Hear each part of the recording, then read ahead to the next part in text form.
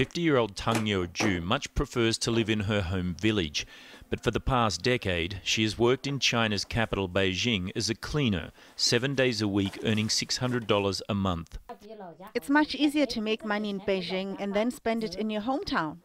The couple are part of China's Great Lunar New Year migration, when hundreds of millions of Chinese migrants, students and families head back to their villages from the country's economic zones.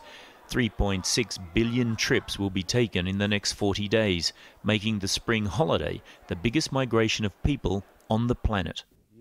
From Beijing to Chengdu, sometimes it's 39, sometimes even more than 40 hours. From Chengdu to my hometown is another 3 hours by bus.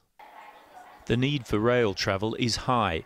280 million tickets will be sold, but it's only a fraction of demand. For most passengers on this train, it's standing room only. It's 3 o'clock in the morning, it's bitterly cold, and the bathrooms have just stopped working. But that's the reality for 1,800 passengers on this train. And as you can see, for most, there's very few places for them to sleep. In fact, for $25 you get standing room only. China has spent billions modernizing its rail network. In the past 5 years, it has added 100,000 kilometers of track. The gains are impressive, but there are still not enough trains to cope with the holiday rush. The overland train stops almost every hour, dropping off and picking up new passengers. By the time it arrives in Chengdu, its carriages are as full as when it left 32 hours earlier. Tang and Li are exhausted, but their trip is far from over.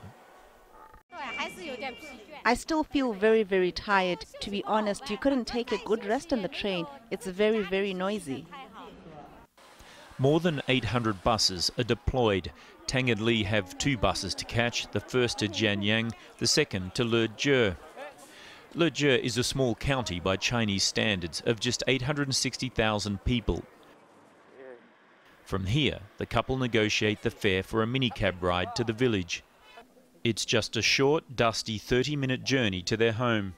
Tang's son and children, her siblings and Li's parents gather outside the family courtyard. The travel sacrifice that Tang and Li have made reunites 4 generations of family. It's a sacrifice made by hundreds of millions across the country every spring holiday for Chinese New Year. Leeson, Tian Chi, Sichuan Province.